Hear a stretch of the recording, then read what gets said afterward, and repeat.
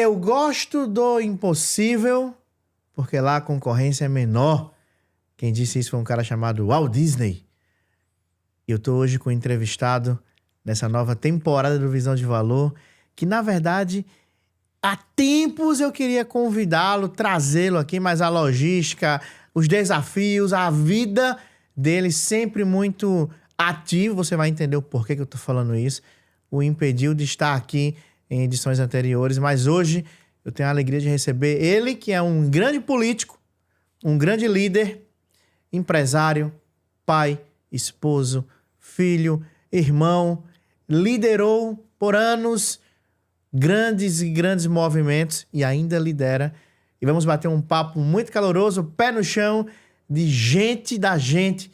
Gente que fala do que vive e vive do que fala. Mas antes, quero te convidar a se inscrever no nosso canal, ativa as notificações, compartilha esse episódio agora mesmo no grupo da turma, no grupo da família, no grupo do pedal, no grupo do 4x4. Que aí vai ter conexão. Compartilhe com todos, porque conhecimento não muda o mundo. Conhecimento muda as pessoas e as pessoas sim mudam o mundo.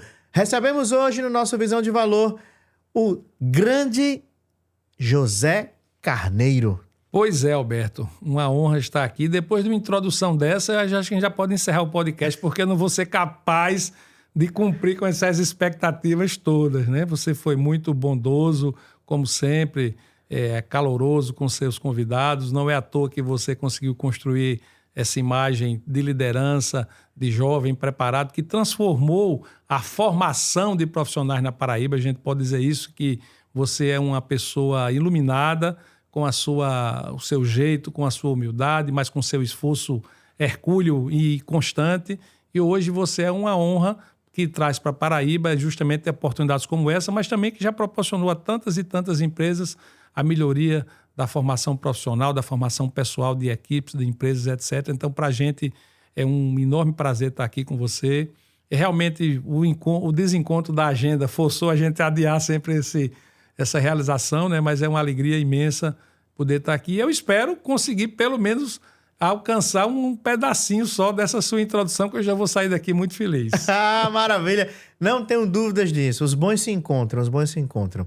Zé, de cara, você fez parte de um movimento que eu digo para você que o automobilismo na Paraíba, não dá para contar a história do automobilismo na Paraíba sem falar da família J. Carneiro. Sem falar do grupo, sem falar das marcas que vocês fizeram ser conhecidas no nosso mercado, né? Das construções, do crescimento do mercado mundial, passando também pela Paraíba. Eu sei que vocês lideraram aí grandes marcas, grandes concessionárias, né? Eu queria, de cara, para quem nos assiste, que você pudesse contar um pouquinho da família J. Carneiro. Okay. E essa cronologia, né, das marcas. Vamos lá, Alberto. Muito obrigado, né, mais uma vez, e obrigado pela também descrição do nosso trabalho. A gente chegou no mercado em 94, né? Começamos com Renault, J. Carneiro Renault. Nós somos uma família apaixonada por automóvel. Meu pai, meus irmãos, todos são apaixonados por automóvel.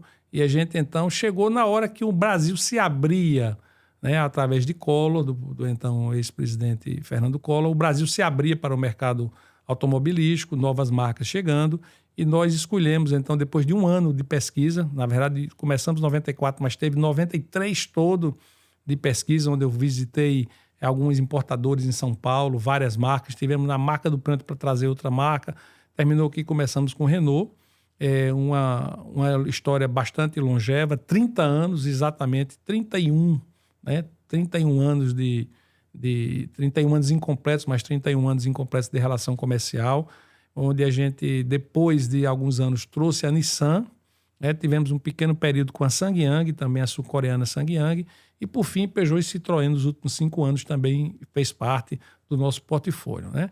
Durante esse período, e a gente conversava aqui em off um pouquinho, eu tive a oportunidade, a honra, tá certo? E o desafio de fazer parte das associações de marca dessas marcas, né?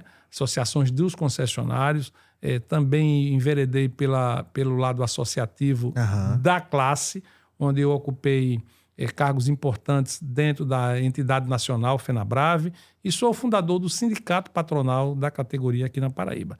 Portanto, realmente, o nome da família Carneiro está imbricado com a história recente da distribuição automotiva aqui na Paraíba, não só porque nós comercializamos, mas porque nós modificamos o jeito de como a relação do consumidor com o automóvel aconteceu na Paraíba, não é? Do nosso jeito simples, pé no chão, como você disse aqui na abertura do podcast, participando do dia a dia da concessionária, atendendo o cliente em primeira pessoa. Você sempre que ia em alguma concessionária nossa, a chance de você cruzar comigo, com meu pai, com meus irmãos, com minha mãe era imensa. Exato. Tá certo? Então, isso tudo era uma novidade para o mercado, onde o mercado tinha uma outra visão, tinha um outro comportamento, e nós introduzimos isso no mercado da Paraíba, tá certo? Como referência. E de fato, vocês ditaram muitas regras no sentido de criar um novo jeito de vender carro na Paraíba, né? Sem dúvida. E se nós formos fazer uma analogia com uma árvore, a árvore J. Carneiro semeou, compartilhou várias outras sementes. E várias marcas vieram... Compartilhou, né? Alberto. Na verdade, assim, a gente quebrou o paradigma, trouxe uma marca francesa, tá certo? Num mercado extremamente fechado, onde no primeiro momento eram as marcas japonesas que se projetavam, como Toyota e Honda. A Nissan, na época, tinha uma participação muito minguada na América Latina toda, não tinha presença da montadora, era um importador muito rico lá fora, mas sem uma visão nacional, digamos assim, né? E a gente introduziu uma marca francesa e precisou de muito esforço e criatividade. Então, o primeiro ato, digamos assim, mais importante, que eu aqui revisitando a trajetória da J. Carneiro, foi fazer campanhas para levar um Renault para lugares que o cliente não estava acostumado a ver. Então, a gente criou uma campanha que a gente ia nos bairros, chamava um Renault perto de você. Foi uma das primeiras campanhas de marketing que a gente fez efetivamente, onde a gente montava literalmente uma barraca. Tinha bairro que era uma barraca maior, ia ficar mais tempo, tinha bairro que era uma barraca menor. Depois, anos depois, a gente até reeditou essa campanha com um trailer, tá certo? Mas a gente fez sim, por exemplo, um Renault perto de você. E hoje, passado uma nova dinâmica no mercado por conta da internet, mas entre a transição do físico hardcore, nota batida máquina ou nota fiscal de carro feito à mão lá atrás, até chegar na internet hoje, tiveram várias etapas, e eu tenho realmente a felicidade, o orgulho de dizer que a J. Carneiro foi protagonista em primeira pessoa dessa transformação do nosso mercado. Até porque é um desafio para o mercado brasileiro, quando você traz marcas, o famoso carro importado no Brasil. Sim, até hoje sim. ainda existe esse estigma, Sim, né? Esse paradigma, não, carro é importado e tal. E trazer isso olhando para Paraíba... Conservadora. Um mercado muito conservador, né? E aí eu vou relembrar aqui um fato, isso é fato, tá? Que aconteceu conosco, no birô lá do vendedor. Foi o nosso funcionário muito antigo, José Anailton, que Deus o conserve em um bom lugar no céu, uma grande pessoa, ajudou a gente a fazer essa trajetória. E eu estava atendendo então com o Anailton, um cliente, e na época o Renault 19, que era o nosso carro-chefe no início, ele disputava com o Monza, né?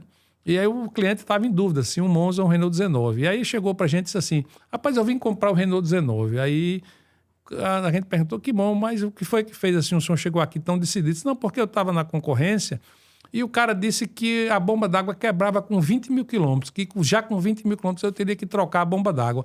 Aí eu pensei assim, eu vou comprar esse, que eu já sei que vai quebrar com 20 mil, quando for com 19...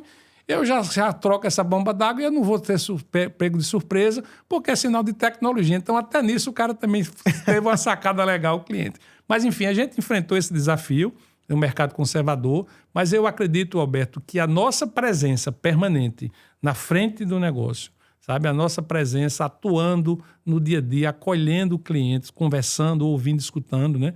Todos os irmãos envolvidos fizeram realmente a diferença, até chegar no auge com a Nissan, através das nossas ações de eventos de 4x4, de expedições de 4x4, de CRM, que expandimos isso pelo Brasil todo com a Explorar, tá? Fazendo o Ecotrip Nissan. A gente transformou o que era uma fatia marginal dentro da composição de modelos que era de picapes, a gente transformou João Pessoa, numa cidade absolutamente picapeira. Caramba! Tá certo? Então, assim, a Nissan disputou a liderança junto com outra marca japonesa durante muito tempo, enquanto nós estivemos no comando. Recebemos, inclusive, tivemos ocasiões de receber, fizemos uma chamada de WhatsApp com o presidente mundial da Nissan. Uau! Para nos elogiar, porque tinha sido uma das poucas praças no mundo que a Nissan tinha conseguido sobrepor a outra marca, tá certo? Então, e temos o famoso fato da pandemia. Calma que eu vou chegar lá. Calma que eu vou chegar lá. Mas nesses 31 anos de J. Carneiro, posso dizer assim, Sim. né? De grupo. O grupo ele existe hoje com outro posicionamento, de outra Sim, forma. A gente vai. Tem muitas oportunidades, o mercado está em transformação, né? E o mundo não se acabou, né, Alberto? Não, pelo amor de Deus, você está no auge da carreira. Uma curiosidade: quantos carros vendidos? Tem essa contabilidade? Tenho essa contabilidade. Eu sou um homem de contabilidades, viu, Alberto? Então, nós vendemos aproximadamente, sobre a nossa fatura, né? Mais ou menos quase 40 mil Renault. Uau! Quase 40 mil veículos Renault. Fizemos aí 17 a 18 mil Nissan, tá certo? E esses 5 anos de Peugeot Citroën, mais ou menos 3 mil carros, né? Então, a história da Renault ela é mais longeva e é mais robusta, porque o carro fazia parte de uma cesta financeira, né? De um valor financeiro mais baixo. Isso. Tá certo? A gente disputou o mercado com segmentos de muito volume, como Clio, tá certo? Como Kwid, né? Mas aqui na Paraíba também nós éramos a capital do Duster, tá certo?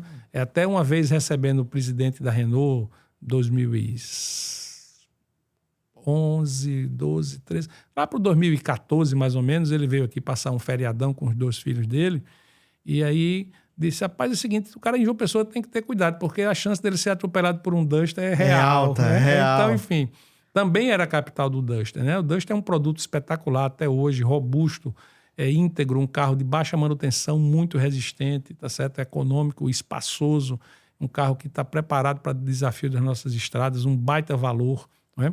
Enfim, então a gente conseguiu construir essa imagem. Temos aí esse parque circulante enorme, né? As empresas que nos sucederam estão fazendo um excelente trabalho, mas também encontraram uma base sólida para trabalhar. Né? É uma praça onde a imagem da marca ela traz, ao invés de o processo sucessório de outras marcas em outras situações onde muitas das vezes tem que reconstruir a imagem, aqui, na verdade, a imagem está até polida. Né? Você vai, na verdade, limpar, tirar só a poeira que cai vez por outra. Então, assim, todo esse movimento, essa dinâmica da construção, a gente fez com muita maestria, mas também tudo tem seu tempo, são ciclos, né? Eu não gosto muito dessa palavra que é muito batida, é ciclo, mas é uma realidade, tá certo? Tem muitas condições, tem uma conjuntura completa que faz com que as coisas aconteçam ou não aconteçam. Certo. Tá certo? Zé Carneiro, tá feliz, foi bom, foi ruim? Eu não faço essa análise, eu digo que foi necessário, sabe, Alberto? Claro. Tudo acontece porque precisa acontecer. Precisa acontecer, exatamente. Uma curiosidade, Zé, nesse período comandando as marcas aqui na Paraíba, tendo essa representatividade internacional, o Zé Carneiro agora líder, corpo a corpo com o time, né? Você fala que a presença da família no ambiente da loja era algo comum. E o Zé com o time, qual foi o principal desafio do Zé Carneiro líder no tocante ao time das concessionárias? Vou falar em público aqui um pequeno segredo pela primeira vez. Opa! Tá, eu nunca tive a oportunidade, eu nunca desejei falar isso, né? Quando a gente começou, Alberto, como eu disse aqui, eu sempre fiz parte das associações de marcas, sempre trabalhei coletivamente, tá certo? E assim aconteceu com Renault e com Nissan, onde eu sou fundador das associações de concessionários das duas marcas, né? E então eu começava a ir para São Paulo e era um choque muito grande, porque eu estava saindo de uma praça muito pequena. A praça de João Pessoa em si, de qualquer marca, de todas as marcas, ela era pequena. A participação da Renault era menor ainda. E eu ia me encontrar com empresários que eram líderes empresariais imensos, muito capitalizados, muitos deles eram de empresas de capital aberto, que tinham assim uma capilaridade de atuação imensa, faziam parte de grupos que tinham inúmeras outras atividades empresariais. Eram literalmente a diferença, se fosse botar no PIB per capita, era um desastre. né? Então, você tinha que se reinventar. Então, eu pegava o avião, então aquelas 3 horas e pouquinho que dura para São Paulo, eu tinha que fazer um exercício de uma imersão para 2 coisas. Para não perder o meu valor. Certo. Para ser Zé Carneiro, que tem muito valor isso. Hoje eu sei que tem muito valor. E a outra para eu não me contaminar por ser pequeno demais. Tá certo? Então, isso era um exercício de cada viagem. E a volta era o contrário, onde eu tinha que me descomprimir, aproveitando aquele momento de riqueza e de aprendizado com grandes líderes e trazer aquilo para uma realidade que era totalmente diferente. Alberto, esse exercício no início, eu posso dizer a você que ele era fisicamente, inclusive, doloroso. Doloroso, eu imagino. Entendeu? Eu imagino. Ele era fisicamente doloroso. É um choque muito grande de realidade, exatamente, né, Zé? né? Mas eu aprendi a tirar proveito disso. Basta dizer, eu vou pegar um exemplo. Minha esposa, inclusive, estava nesse dia comigo. A gente estava no jantar de confraternização e um grande colega do Paraná, uma pessoa bem mais velha, muito preparado, de uma posição financeira extremamente elevada, estava com a gente no bar do restaurante enquanto alocava uma mesa para a gente. E aí ele estava dizendo que ele tinha comprado junto com outros sócios a pista da Elibraz nos arredores de Curitiba, porque eles iam lançar, e hoje é uma realidade, tá? Eles iam lançar um condomínio para você estacionar o seu avião na sua garagem. E eu estava sentado na mesa com essa pessoa e eu não tenho, fazer como outro, nem perspectiva de nada disso. Então você tem que ter um discernimento muito firme. E olhe, quando isso aconteceu, eu já tinha anos de caminhada. Caraca. Tá certo? Então, assim, mas isso ele não estava dizendo para se exibir. Aquilo era do ambiente a natureza natural dele. Tá exato, certo? exato. E nós somos amigos até hoje, tá certo? Uma pessoa maravilhosa, me trata muito bem, tá certo? Porque o meu valor não estava no que eu tinha monetariamente. Estava no que eu era, na época, e no que eu sou, da opinião, da contribuição, da inteligência, se houvesse, ou da firmeza de propósito que sempre teve. E essa é a verdadeira riqueza. Sim. E nós estamos passando por um momento geracional, um desafio, onde as pessoas estão perdendo esse princípio. Elas estão muito mais vivendo as máscaras, vivendo a vida instantânea, esquecendo de reconhecer, por exemplo, o que você acabou de falar, Zé. Isso é muito nobre. Dizer, eu sei quem eu sou. Sim, claro, então preciso, é fundamental, né, É fundamental. E assim, outra coisa, aí você falou do desafio. Então, quando a gente voltava para cá, e aqui eu já liderava uma equipe honrosa, hercúlea, envolvida, comprometida, porque assim era o que a gente passava e é assim que o cliente sentia, né? Então, quando a gente voltava de uma reunião como essa, eu tinha que traduzir com muita sensibilidade o que era o grande desafio, sem assustar, o que era a grande oportunidade, entusiasmando o suficiente para que os desafios se tornassem menores e a oportunidade brilhasse aos olhos para que todos pudessem alcançar, tá certo? E a sensibilidade de ajustar todo esse contexto às capacidades intelectuais e emocionais de uma equipe numa praça que, na época, não tinha a formação, e aí tem tudo a ver com o Alberto, da KLA, tarará, tarará, tá certo? Que era necessário melhorar e aprimorar essas forças e essas equipes, não é?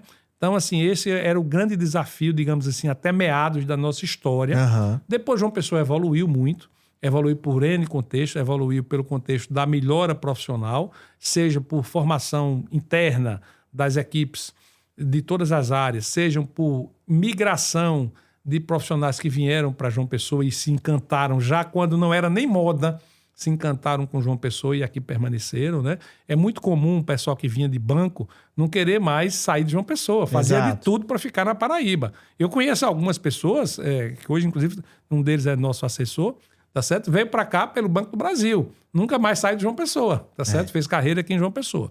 Então, assim, essa realidade foi se transformando. João Pessoa ampliou também a sua capacidade econômica, por isso permitiu que salários melhores fossem pagos e a retenção das equipes fossem uma realidade, né? A J. Carneiro tinha um turnover muito baixo. E quando eu falo J. Carneiro, estou falando família Carneiro, tá? Claro. Estou falando do conjunto das nossas empresas. Então, tinha um turnover muito baixo, seja porque o ambiente interno era muito justo, era transparente, era direto, tá certo? Seja porque também a condição de trabalho era justa e era favorável, né? Uhum. Então, a gente foi criando esses conceitos, Renault sempre disputando ali 10% de mercado, 11%, 12%, que é muito para a Renault, tá certo? Sendo o Dust é uma referência, depois com Frontier, com Kicks, né? A Frontier, né, que a gente chama por aqui Frontier, ela é uma referência no nosso mercado, onde inclusive como produto seminovo hoje é uma realidade. Hoje não tem nenhuma loja, literalmente nenhuma loja de seminovo que não queira ter uma Frontier seminova para vender, porque ela é um produto que vende muito bem.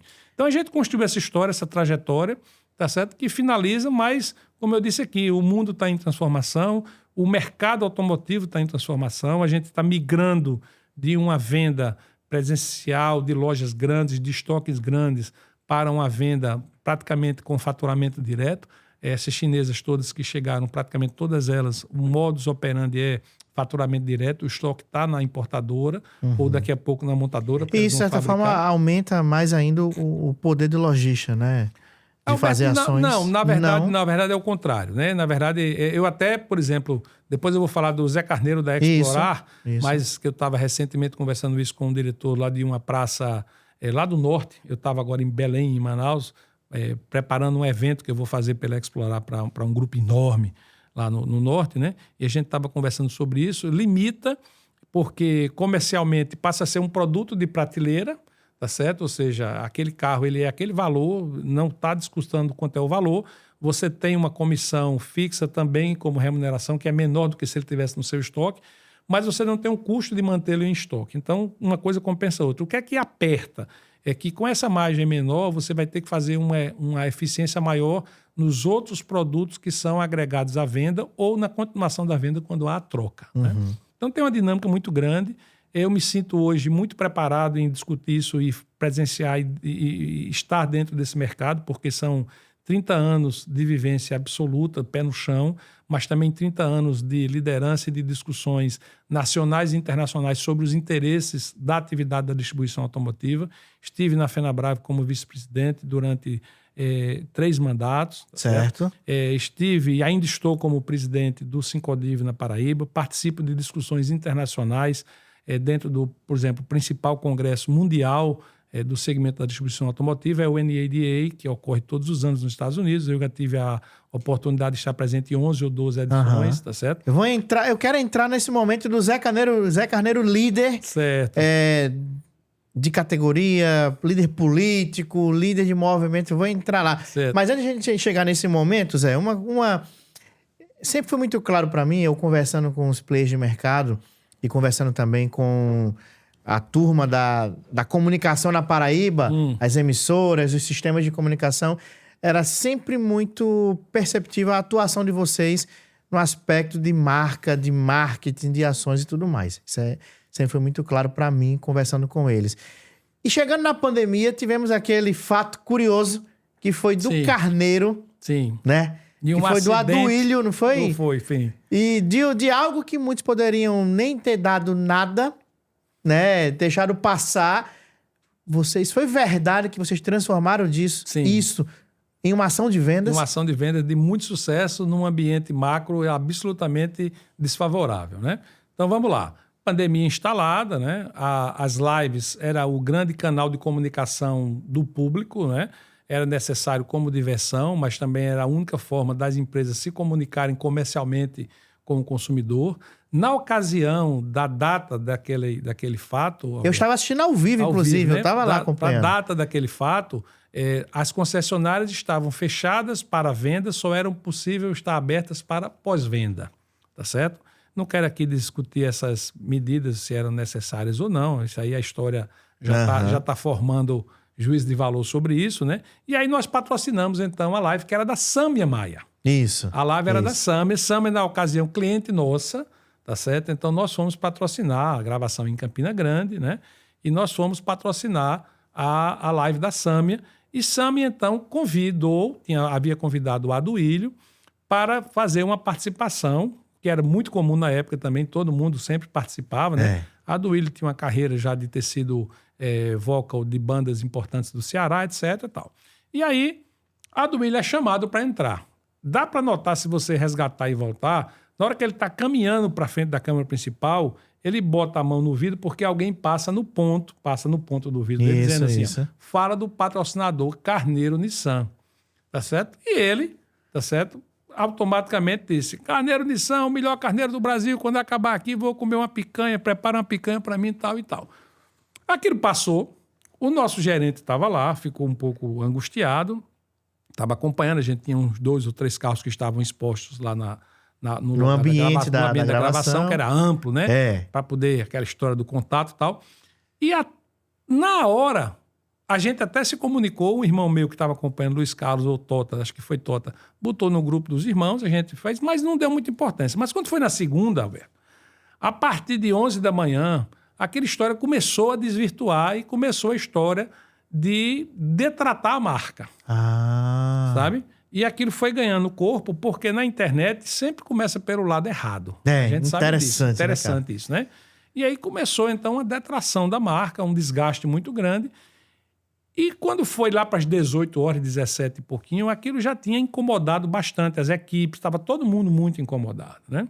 E a gente precisava, então, reagir. Foi quando a gente tomou a decisão, em conjunto com muita gente pensando, de fazer o enfrentamento pelo lado do humor e oferecer ao cliente uma coisa real do churrasco de carneiro. E aí, então, Tota liga para um colega que tem restaurante e diz: ó, quero fazer um prato que eu vou doar para quem me comprar carro, e a gente vai doar um churrasco de carneiro completo que a gente vai entregar na casa. E a pessoa topou do restaurante, tá certo?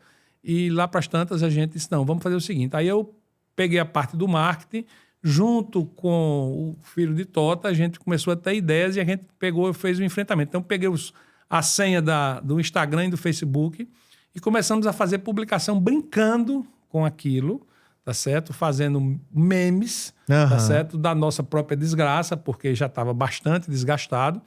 E aquilo se reverteu, foi se revertendo. A gente começou a fazer vídeo brincando, fez cortes. Agora, isso tudo, Alberto, no meu celular, tá certo? Fazendo esses cortes no celular e a publicação, Totinha dando os insights e a gente fazendo aquilo.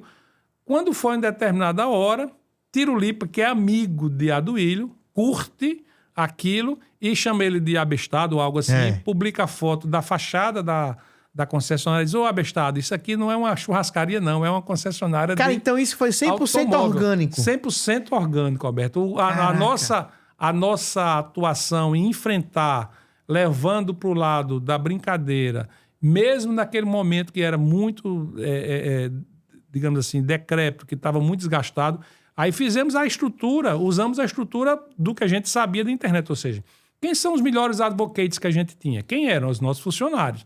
Então, a gente começou a toda a publicação que a gente fazia e fizemos aquela enxurrada de publicações. A gente chamava toda a equipe, todos os nossos funcionários, para curtir, publicar, replicar. Então, o primeiro aspecto, então, a gente tinha uma estratégia por trás, tá certo, desse enfrentamento, né? Porque eu começava dentro de casa. Como a gente levou para o humor, tá certo? A gente não se sentiu, a gente estava ofendido, mas a gente não usou a ofensa como sendo o coitadismo. Aliás, eu detesto essa posição de coitadismo. Tá certo? O nordestino tem que aprender a sair desse lugar, quem ainda está nesse lugar. João Pessoa é o exemplo de não fazer. João Pessoa, ela ensinou que tem que sair do coitado e tem que aprender a brilhar, né? Então, a gente foi por esse caminho. Então, a gente saiu desse lugar, foi fazer esse enfrentamento com humor, começamos a fazer publicações interessantes do carneiro, escrito o nome Nissan. Depois a gente pegou o corte, aí botava... na época tinha uma fala de Gretchen, não sei o que, com aquela... A gente fez um mix e botou, e aquilo começou a curtir, mas o auge foi justamente curtindo um vídeo desse, quando Tirulipa fez uma publicação na rede dele, botou a foto da Carneiro Nissan e chamou Aduílio de abestado, ou de algo que o cearense costuma chamar, tá certo? Eu não me lembro exatamente a expressão. Rapaz, isso é uma concessionária de veículos, tu tá não sei o que, parará. E aquilo então explodiu, tá certo? A gente já fez vídeo então, e na mesma hora a gente ia... Era online, Alberto. A gente estava online. Fazia vídeo com aquelas publicações e com aqueles comentários. E aquilo, então, em uma noite, virou um caso de detração, tá certo? Para um caso de sucesso. Aí, gente, no outro dia, terça-feira, já lançou uma campanha de vendas, tá certo? Em cima disso. Terminou que no mês de junho, foi com as lojas fechadas, um dos melhores meses do ano de venda. Nós vendemos novos e seminovos. E que terminou coroando com um churrasco de verdade. A gente fechou a oficina, contratou uma grande produtora de churrasco, famosíssima hoje aqui na Paraíba. Fizemos 3 carneiros no chão, tá certo? Botamos areia, botamos 2 caçambas de areia dentro da Fogo oficina. de chão. Fogo de chão mesmo, tá certo? E todos os clientes que tinham comprado o carro fez lá um circuito dentro da oficina. Ele passava, recebia numa embalagem especial que tinha inclusive brasa, tá certo? O churrasco de carneiro para ele levar para casa. Uau. Isso foi um imenso sucesso. Terminou que a gente, então, na época, isso explodiu nacionalmente. Fomos entrevistados pelos grandes portais de notícias e terminamos atingindo um outro objetivo, que foi a chancela da montadora, que a partir de uma entrevista online com o UOL e a montadora, nós, o UOL e a montadora, foi questionado se nós éramos o maior revendedor de Frontier do Brasil. E então o representante da montadora confirmou. Caraca. E nós saímos dessa confusão Até toda. arrepiei agora aqui. Nessa confusão toda com a chancela da Nissan do Brasil dizendo: Carneiro Nissan é o maior revendedor de Frontier do Brasil. Uau. Então, a gente conseguiu muitos feitos através disso. Deu um up de animação na equipe, quando a gente fala novamente de estímulo, de liderança, tá certo? Porque a gente estava lá presente, estava tirando a temperatura. É importante isso, estava acompanhando. Tivemos a capacidade de fazer a decisão de enfrentamento, tá certo? Depois a estratégia, também muito pé no chão, de usar as nossas equipes como os nossos advogados como ponto de partida. Uhum. Aquilo ganhou corpo. Depois, por um golpe de sorte, e a sorte sempre favorece a quem já está trabalhando, né? A sorte não pega quem está dormindo. Gostei dessa. A sorte nunca vai favorecer quem está dormindo. A sorte vai favorecer quem está trabalhando. Tá certo? Então, num golpe de sorte, Tirulipa curte, chama o outro de abestado, publica a foto da Carneiro e aquela coisa ganha, então... Viraliza, tá certo? Eu estava acompanhando online, como eu disse, Alberto, era assim, tipo... A essas alturas, o nosso vídeo mais curtido tinha, tipo assim, 12 mil visualizações. Uhum. Aí, o próximo renovação já deu 19 mil, daqui a pouco era 36, daqui a pouco 58, daqui a pouco 100. Aí aquilo... ganha assim, é uma velocidade... Cara, a internet é coisa de louco, né? É uma coisa assustadora. De um negócio repente... que você não só sabe esse poder, e aí por isso o perigo, né? Só sabe o poder quem viveu isso de acompanhar. Então, essa é a história, Alberto. Poxa, que bacana. É muito bom ouvi-la, ouvir essa história efetivamente, né? Ouvi-la da seguinte maneira. O bastidor. Uhum. Que a gente estava aqui do lado de fora acompanhando, eu disse para muitas pessoas... Que sacada de marketing os caras fizeram. Bom, a minha última formação, eu sou publicitário, né? Uhum. Então, assim, a gente sabia que precisava agir alguma coisa. Ah, você acertou, planejou? Não, aqui é instinto, com vontade, feeling, né? Com vontade, tá certo? Todos os meus irmãos participaram dando opiniões, então a gente teve, inclusive, a participação, como eu disse, do filho de Tota, na época trabalhava na Kraft Heinz, então ele também estava tendo experiências da pandemia dentro da visão de uma grande empresa, então ele deu sugestões. Então, Tota partiu na frente sobre a questão de ter o churrasco, né? de conversar com um amigo dele do restaurante para lançar um churrasco, porque a princípio era a gente lançar só o churrasco. Uhum. Mas era um churrasco assim do tipo no restaurante, mas depois a gente transformou aquilo numa ação comercial imensa. E o cliente não sabia que depois ele ia ganhar o churrasco de fogo do chão de carneiro. Né? Foi assim, a cereja do bolo, entendeu? É sensacional, sensacional. Fazer do limão a famosa limonada, Eu diria né? que a gente fez uma caipirinha. Uma caipirinha. Gostei. Melhor. Fazer do limão uma caipirinha. Curiosidade agora. Renault crescendo na Paraíba, 31 anos, família J. Carneiro sempre muito unida. E onde foi que o José Carneiro, aquele jovem, disse... Eu agora vou tomar a frente de algumas causas aqui, vou ser porta-voz de uma categoria. Agora eu quero que você fale como nasceu o líder. Opa! Zé Carneiro. Vamos lá, Alberto. Eu não sei se o líder nasce ou o líder desabrocha. Opa! Tá certo? Talvez eu acho que o líder desabrocha. Né? Eu tive uma infância dourada. Sim. Sabe? Eu tive uma infância em Caiçara, eu sou caiçarense, nasci na fazenda Massaranduba, de parteira e tudo, né? E eu tive a oportunidade de conviver muito com meus avós, né? Numa época onde a estrutura física era muito precária em praticamente tudo, principalmente no interior, tá certo? E você precisava se reinventar a cada minuto, seja na brincadeira, fazendo um cavalo de pau, literalmente, tá certo? Jogando futebol com bolas remendadas, de resto de bola, né? Hoje em dia você tem bola de todo jeito, você compra bola de todo preço, de todo valor, mas, por exemplo, na minha infância a gente remendava ex-bolas para formar uma nova bola. Recalchutando bola, né? Então, Alberto, isso tudo termina forjando em você uma necessidade de não se acomodar, tá certo? Uma necessidade de não se acomodar, né? A própria viagem para ir para as férias em Caiçara era uma epopeia no inverno, né? Estrada que não chegava, tinha que botar corrente no Fusca, ou ia de trem, que era uma viagem que demorava um dia todo, né? Porque daqui para Caiçara, não sei quantas paradas tinha, tipo 20 ou mais, tá certo? Enfim. Então, aquilo tudo, junto com a convivência com a personalidade muito decidida de meu avô Zé Lopes, tá certo?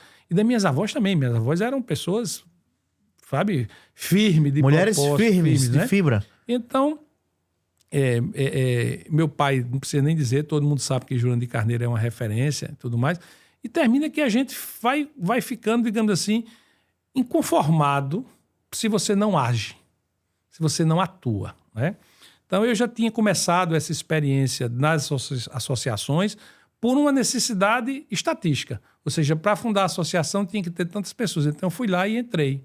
Depois me deram a oportunidade, viram que eu podia contribuir, tá certo? Eu também não me faço de rogado, eu não tenho vergonha de ser Zé Carneiro, não tenho vergonha de ser paraibano, não tenho vergonha de ser careca, não tenho vergonha de ser gordinho, não tenho vergonha de nada, eu sou muito bem resolvido, tá certo? Então, eu sei que tenho um preparo, uma opinião, procuro ser consciente, tá certo? Sei das minhas limitações, até onde eu sei, até onde eu não sei, tá certo? Gosto de estudar, não falo de assuntos que eu não estudei, tá certo? Se você me perguntar um assunto que eu não sei, eu vou dizer a você, Alberto, eu não sei. Não tenho nenhum problema também em dizer que não sei, mas estudo bastante. Portanto, eu vou responder sobre muitos assuntos.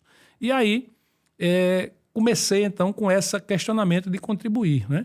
Então, sou fundador das associações das marcas Renault e Nissan, depois vim fazer parte da associação Peugeot e Citroën, e no meio do caminho fiz parte aqui da FenaBrave, e depois fundamos o Sincodiv, que é o Sindicato Patronal dos Concessionários na Paraíba, onde eu tive a oportunidade e a honra de ser o primeiro presidente. Fui presidente durante 13 anos, tá certo? Sou fundador. E nesse meio tempo fui convidado pelo presidente, então, da FenaBrave Nacional, Sérgio Rez, de assumir uma vice-presidência ad hoc de um, então, vice-presidente que estaria se afastando para assumir uma outra posição fora da FenaBrave. E a partir daí eu consegui meu espaço dentro da entidade nacional, tendo ficado vice-presidente do presidente Sérgio no início, depois do Flávio Meneghetti e depois do Alarico Assunção, tá certo? Tinha potencial de continuar, mas é um ambiente de muita disputa de interesses, tá certo? Como eu disse aqui no início, Paraíba é um mercado pequeno, Renault não é uma marca muito importante. Então, quando você chega numa posição de projeção nacional, isso tudo termina pesando, termina contando, né? E eu precisava ter feito alguns movimentos políticos que talvez custassem um pouco do meu sossego e eu não quis fazê-lo, né? Mas contribuí muito, ajudei a nossa categoria, muito do que se fala hoje, Alberto, dos dados de mercado que a FenaBrave Nacional hoje é a referência. Eu estive à frente deste processo com a presidência de Flávio Meneghetti, onde ele me entregou, eu era o vice-presidente que cuidava de inovação e tecnologia. Ele me entregou a responsabilidade de modernizar o parque tecnológico da FenaBrave para entregar esse produto para o mercado, e assim foi feito, tá certo? Interessante. Então, hoje, quando você escuta uma notícia econômica, como saiu agora recentemente, que a FenaBrave fez uma coletiva para dar os dados de mercado nacional, para dizer que caminho o mercado está indo, e hoje isso tem muito mais, digamos assim, informação, porque você sabe financiamento, carros usados, junto com os carros novos. Então, não é simplesmente quem mais vendeu, quem não vendeu, quem deixou de vender, qual é a categoria que mais vende, mas como vende, a quem vende, tá certo? Todo esse estudo de mercado, tem todo o estudo né, de mercado, né? Mas existiu nesse período alguma fala do tipo, Zé, não se mete nisso, Zé? Alberto, na verdade, existia, às vezes até de amigos, tá certo? Do tipo assim, mas Zé, tu ganha quanto? Não ganha nada, certo? Isso é voluntário. Rapaz, não acredito. Tu se expõe, tu se dedica a isso voluntariamente. Voluntariamente, porque eu acredito que é bom, é necessário e é preciso que alguém o faça, tá certo? É lógico, fazer aqui um paralelo absolutamente desproporcional, mas é preciso que alguém tenha a capacidade do enfrentamento da guerra, tá certo? Então, A guerra, o resultado... E aí não estou falando da guerra bélica, tá certo? Tem muitas guerras. Exato. Inclusive, exato. nós estamos vivendo uma guerra momentânea, uma guerra ideológica, né? O mundo todo, tá certo? Está vivendo várias guerras ideológicas. Então, é preciso que haja capacidade de enfrentamento nas guerras para que o pós-guerra favoreça todos, tá certo? Então, quando você sai em defesa do coletivo que você faz parte, você quer o seu próprio bem, mas o seu bem é tão melhor quando o bem é para todos, sabe, Alberto? Quando o bem é multiplicado, o bem-estar é muito maior, o resultado do alcance é muito maior, tá certo? Mas é preciso que alguém faça esse movimento, né? Tem essa coragem de dar o primeiro passo, né? E eu, modesta parte, tenho essa coragem, tá certo? Tenho muita honra dessa minha trajetória, muita honra. Sou muito honrado, muito feliz, aprendi muito com isso. Eu sou um ótimo aluno, tá? Então, assim, eu tirei muito proveito, tá? Para mim próprio. Certo. Zé, você ganhou quanto de dinheiro? 0 centavos. Mas de conhecimento, tá certo? De conhecimento, conexões... de aprendizado, de network, exatamente, tá certo? Então, eu soube aprender muito com todas essas oportunidades que eu recebi. Uma curiosidade até para quem nos assiste, contar a história do automóvel no Brasil... a Paraíba, ela tem hoje ela sempre vai participar em algum momento da história do automóvel no Brasil. E talvez as pessoas não saibam, mas aqui na Paraíba nós tivemos um outro grande líder, que ele não está mais vivo, o Carlos Alberto. Sim. Né? Da Caoa. Carlos Alberto, ele atuou em outro patamar, né? Carlos Alberto, ele é fundador da Caoa e foi responsável por movimentar as importações através de chegada de marcas, inclusive, sabe, Alberto, da Renault. Sério? Sério. A Renault, o primeiro importador da Renault do Brasil foi o fundador da Cofap, o senhor Kaczynski, tá certo? Que chamou Caoa para ser sócio e depois ficou só Caoa. Quando nós fomos nomeados Renault em 1994, foi com Caoa, foi com Carlos Alberto, tá certo? Depois a história da Caoa, ela se projeta para a Hyundai, não é? Fundando inclusive a indústria automotiva que hoje fabrica a Caoa Chery, né? Mas a Caoa acabou de romper o contrato de muitos anos de importação com a Hyundai. E aí, Carlos Alberto foi esse personagem de extrema importância, de uma pujança comercial e financeira muito grande, um homem muito arrojado, tá certo? Que colecionou muitos amigos, mas também muito inimigos. O modus operandi empresarial que ele escolheu era arrojado, talvez, demais, né? Mas, realmente, o nome da Paraíba está ligado implicitamente junto com o nome da Caoa dentro da distribuição automotiva no mercado brasileiro, sim. Maravilha. E vivendo esses... Eu acredito que você teve que fazer várias escolhas ao longo da sua carreira. Todos nós, né? Todo dia a gente tem que fazer escolha. Mas no sentido de... Eu cuido da minha loja, eu cuido das lojas do grupo, ou eu cuido da categoria... Eu fico em João Pessoa para tratar uma demanda do time interno, ou eu vou agora para Brasília por uma agenda da liderança que você exercia e tudo mais. Essa Como foi organização isso, dessa agenda, ela sempre foi muito exigente, né? Eu faço parte de um grupo empresarial onde tem meu pai como a principal liderança, meus irmãos como grandes operadores reconhecidos no mercado, cada um com sua grande capacidade, né? Isso me favoreceu em alguns momentos, principalmente nos momentos de maiores demandas pela FenaBrave Nacional, a ter que fazer a escolha adversa ao meu negócio, né? Mas eu tinha aqui um time para dar suporte nisso, né? Então é importante dizer da importância desse time para fazer isso.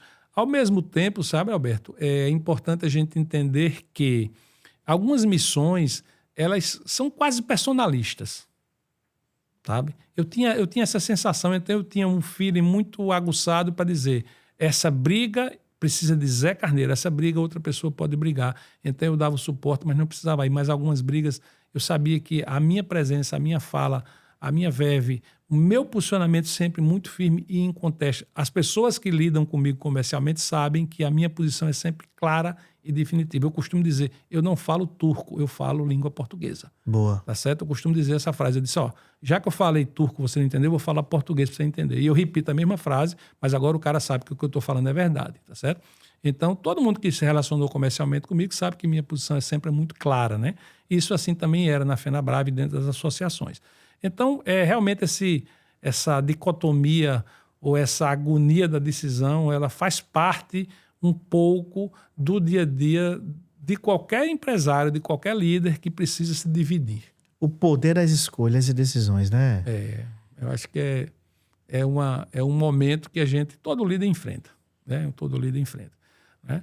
E assim, essa trajetória também, sabe, Alberto? Eu tinha um outro lado que a gente não falou, mas tem o Zé Carneiro da Explorar, né? Certo. Que é uma empresa muito importante na minha vida, é minha grande paixão, tá certo? Eu fundei há quase 25 anos atrás a Explorar, que é uma empresa de fazer eventos de CRM para montadoras ou concessionárias usando o 4x4 como instrumento, né?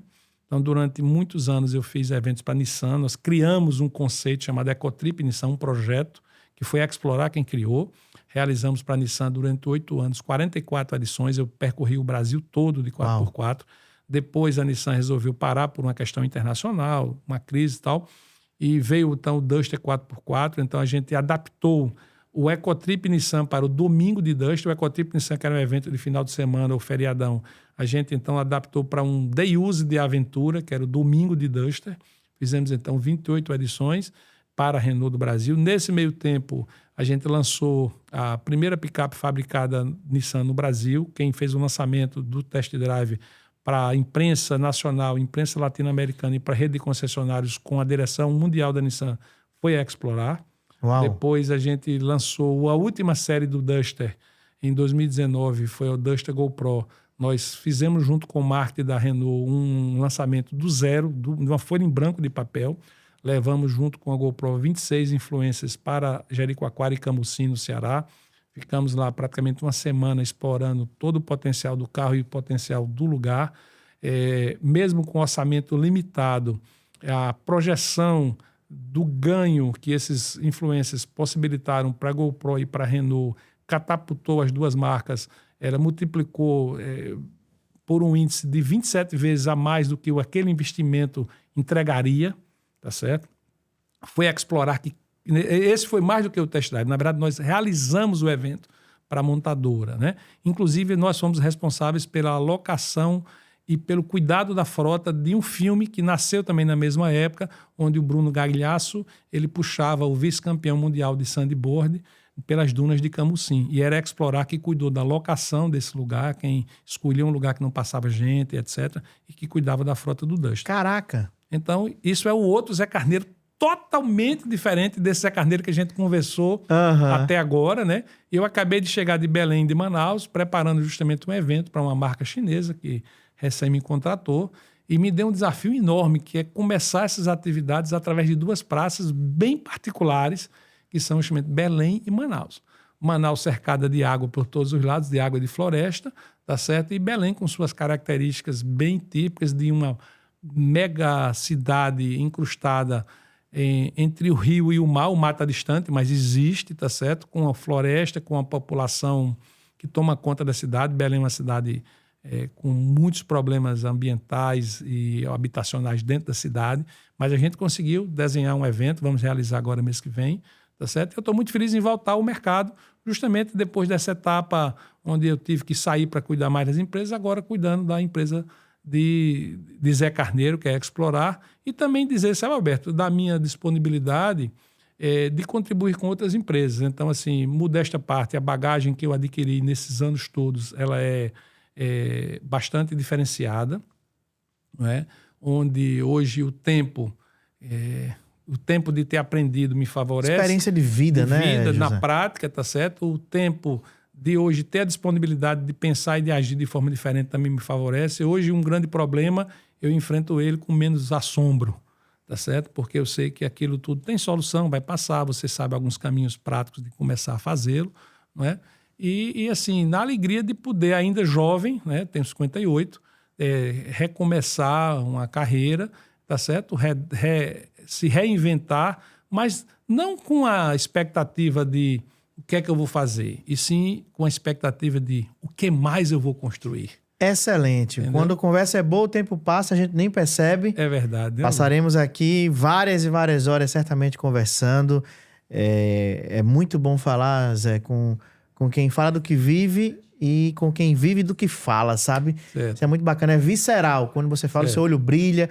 e tudo mais. E nessa sua jornada, se você pudesse trazer aqui um ponto, Zé, de dizer o que mais, tanto no Zé Carneiro, J. Carneiro, grupo, família e tudo mais, mas principalmente nessa exposição, vou chamar assim, nessa vida pública, política, teve alguma cena, algum fato, Zé, que você disse, poxa, Alberto, isso aqui eu não posso passar despercebido, pois traz um ensinamento forte, Zé.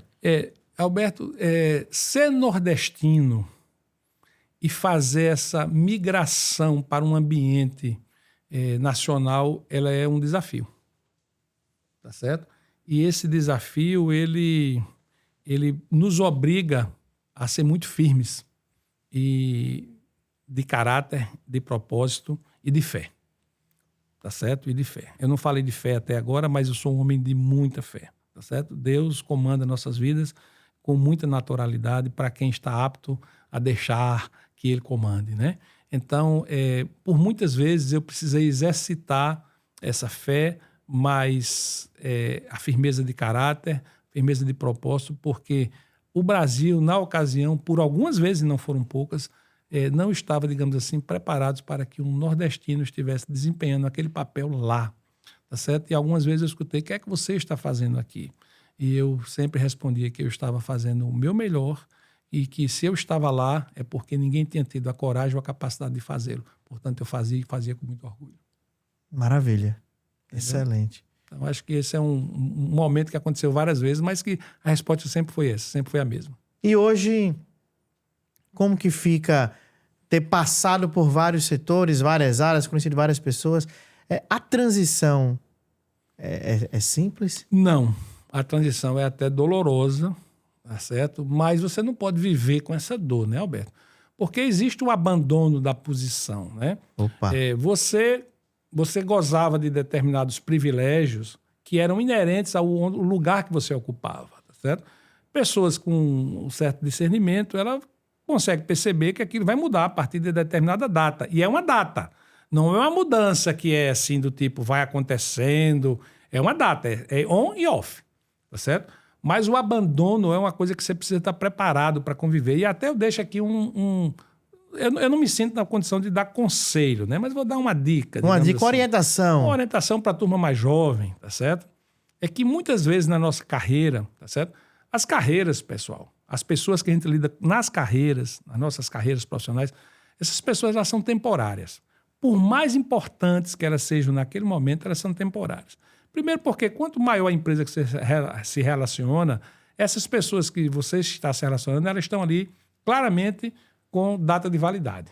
Por quê? Sejam porque elas não vão ter capacidade de continuar, sejam porque elas estão almejando um outro posto. Então aquilo é só um step, é só um degrau que ela vai percorrer. Portanto, você não espere que isso seja reconhecido, que isso seja reverenciado, premiado, porque ele vai passar. Então, não se decepcione, nem se magoe com isso. Faz parte da estrutura impessoal das grandes relações corporativas. A outra coisa é o abandono de quem você acha que era seu amigo, de quem você acha que era seu parceiro, tá certo? Porque, na verdade, você vai descobrir que seu amigo mesmo, seu parceiro mesmo, são aquelas pessoas que lhe amam e lhe convivem com você no íntimo. Todos os outros são colegas, conhecidos, partners, tá certo? Mas, por isso, assim, não espere, não se decepcione, entendeu? Eu tive a felicidade de perceber isso muito rapidamente, tá certo? E, digamos assim, joguei fora qualquer expectativa de reconhecimento, de afago, de tudo mais, para não me magoar, porque eu tenho muita coisa para contribuir, tá certo? Eu tenho sido muito abençoado por tudo que eu recebi na vida. Eu sou muito grato a Deus por as imensas oportunidades que eu recebi e quero continuar sendo essa pessoa que contribui, que fala. Eu sou duro, eu sou conhecido como chato, tá certo? Sou conhecido como uma pessoa muito firme, às vezes difícil de convencer, mas todas essas pessoas sabem também que se me entregou uma missão, você vai receber aquela missão concluída com excelência, entendeu? Então, acho que esse é o ponto.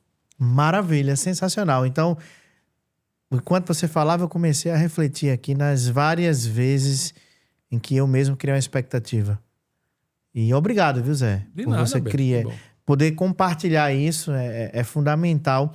E nessa jornada a gente vai aprendendo com tudo e com todos, não é verdade? Com certeza, exatamente. E caminhando para o fechamento aqui, eu quero compartilhar contigo dar de presente um livro Muito obrigado. que é muito especial. Esse livro, Dica de Elevador, Zé, ele nasceu no período da pandemia. Sim, eu escutei seus vídeos sobre os 20 segundos Exatamente. do elevador, né, E Alberto? foi uma ideia bem natural. Eu comecei a gravar no elevador do meu prédio, eu moro no 11º andar. Certo. Inclusive, quero destacar e mandar um abraço. A nossa história, ela tá ligada de várias formas, Zé. Não só no trabalho que nós já fizemos juntos, de marcas, né? A minha empresa contribuindo com a tua e vice-versa. E também hoje eu moro no empreendimento feito pela empresa da sua esposa. Opa, pela MGA. Então você mora muito bem. Exatamente. Então você mora bem, né? E nesse prédio da MGA, eu moro no 11º andar, minha garagem no S2, dá exatos 20 segundos, Certo. E aí, comecei a gravar na pandemia uma dica, no segundo dia mais uma dica, no terceiro dia eu mandei do nada dica de elevador do Marinho. Certo.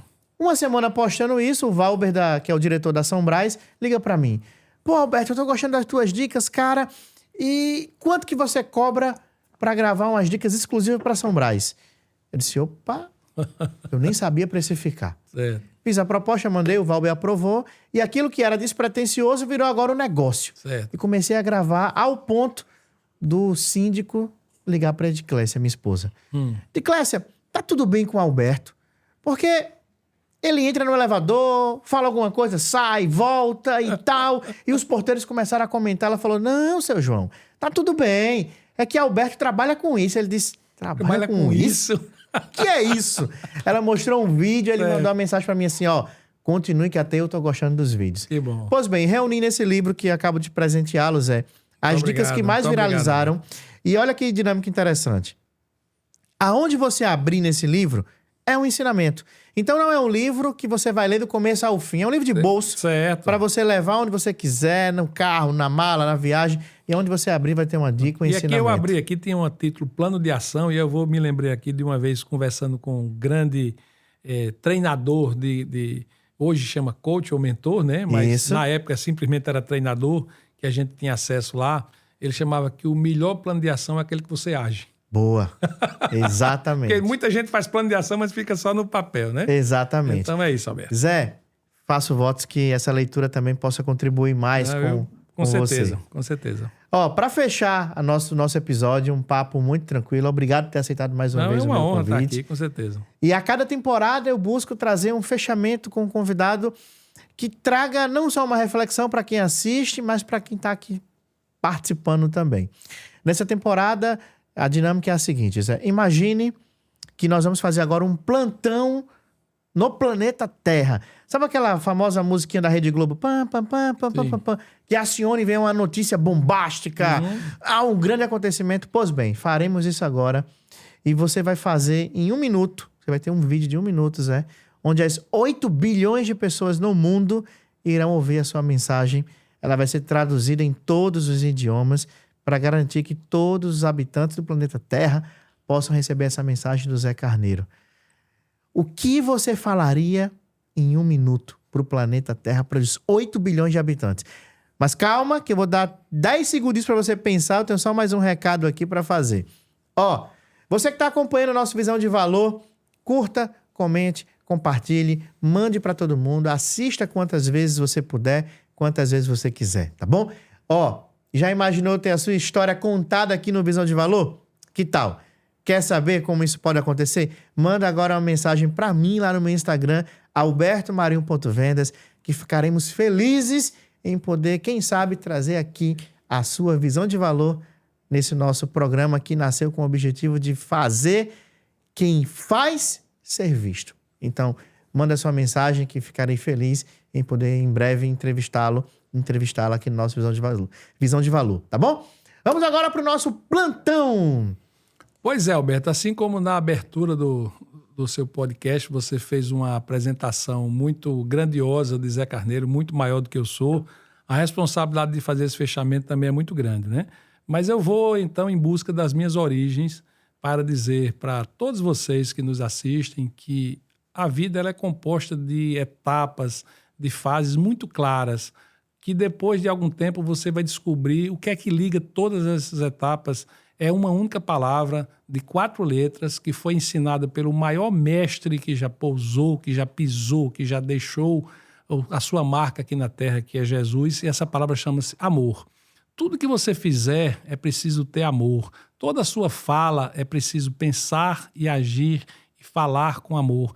Todo o seu planejamento precisa incluir o amor como fato concreto da sua atitude. E toda atuação, toda a tua execução desse planejamento, ela precisa refletir todo o amor que está no seu coração, que está na sua alma, porque Jesus, que é o maior mestre que já pisou no planeta Terra, que a humanidade teve a honra de conhecer, nunca deixou de plantar, de fazer, de programar e de falar o amor. Portanto, Alberto, eu deixo esse ponto de partida ou essa semente para que todos tenham o amor como ponto de partida para tudo que fizer na vida.